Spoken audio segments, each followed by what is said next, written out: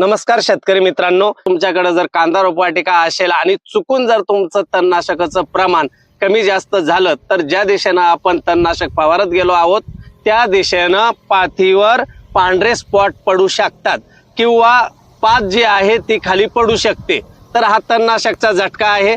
तर शेतकरी मित्रांनो, यावर तुम्हाला काय उपाय करता येईल? सगळ्यात पहिला उपाय आहे की तुम्ही 200 ग्रॅम युरिया 20 लिटर पाण्यामध्ये घेऊन त्याची चिंब फवारणी करायची आहे।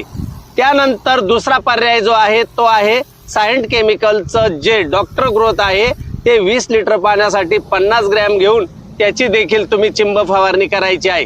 तिसरा पर्याय जो आहे तो आहे सह्याद्री बायोटेकचं बहर आणि एक्सेंट याचं कॉम्बिनेशन घेऊन तुम्ही त्याची देखील चिंब फवारणी करायची आहे। या तिन्ही सुचवलेल्या कॉम्बिनेशन पैकी तुम्ही एक कॉम्बिनेशन कोणतंही घ्यायचं आहे आणि या पद्धतीनं तुमचं जे